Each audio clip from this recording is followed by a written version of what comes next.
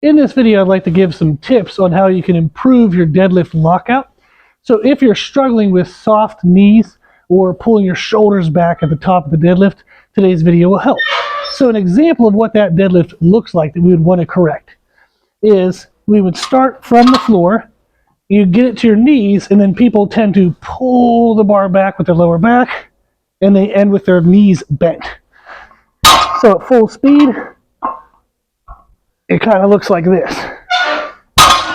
And that overloads your lower back, which can lead to injury or just a sore and painful lower back. And that lift wouldn't count in a powerlifting meet. You have to have your legs straight. So what we want our deadlift to look like is as we would pass the knees, the hips come forward into the bar and the legs are nice and locked. So again, at full speed. Okay, so today's video, all the tips that are about to come, will help you be able to fix your deadlift lockout. Here I am performing a couple reps with that soft knee lockout. What you'll notice is as the bar passes the knees, the focus is on bringing the shoulders back. And that causes the knees to bend and actually go forward underneath the bar. Again, that loads the lower back, improperly loads the glutes, and is an inefficient lift, doesn't develop the muscles we want, and puts us at risk. The correct form would be as the bar passes our knees, we think about squeezing the glutes to bring the hips forward to the bar. And you can see that's what I'm doing here.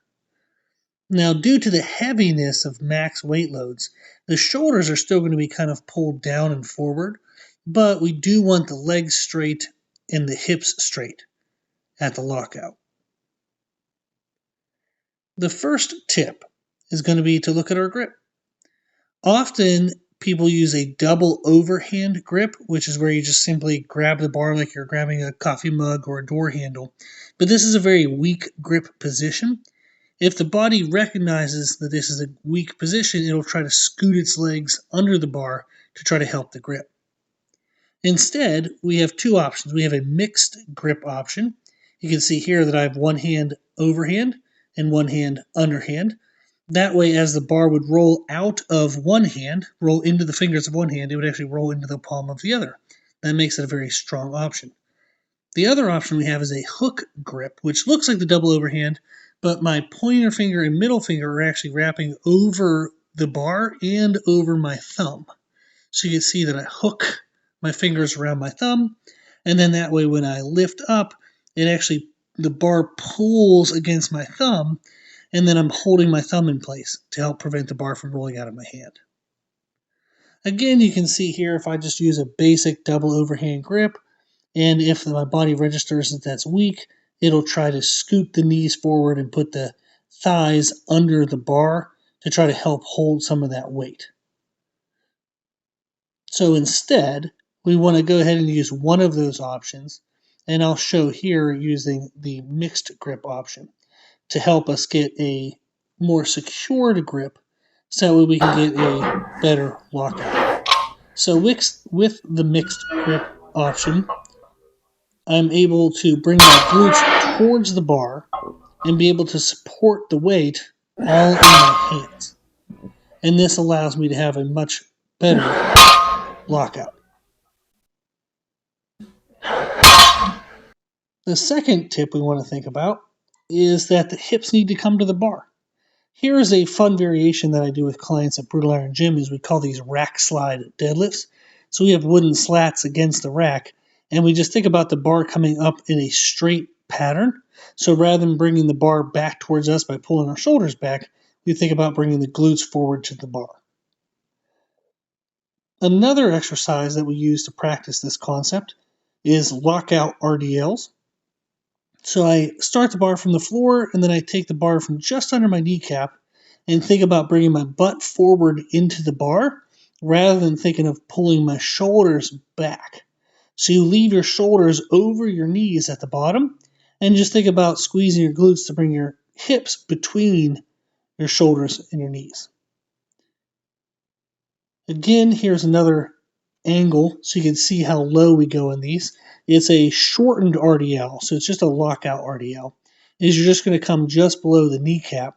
And again, you want to think about leaving your shoulders over your knees and just bringing your butt forward to come in between the shoulders and knees. The third tip we have is the accessories that we would train. What would we train after our deadlifts? You can do stiff leg deadlifts or RDLs, it kind of depends on your mobility. You can do conventional stance from the floor. This is a great way to learn how to just push your hips forward and really get that good hinge in the hips to strengthen the hamstrings and the glutes. This also helps increase overall mobility in the hips as well.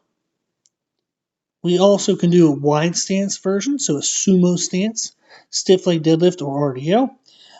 And this again mimics that same concept of trying to drive the hips into the bar. The wide stance does expose more of the adductors, and it changes the percentages of stress load in the involved muscles. So it's a great complement to a conventional stance, RDL. And then you have traditional hip thrusts. You can do them on the floor as shown here with a barbell, or you might have a specialty machine at your gym where you can do a hip thrust. Like we have a Nautilus glute drive at our gym, so I have clients do that because it's a little easier to set up. But I did want to show a basic way to set these up. And this is again just a nice short range glute squeeze to build those glute muscles.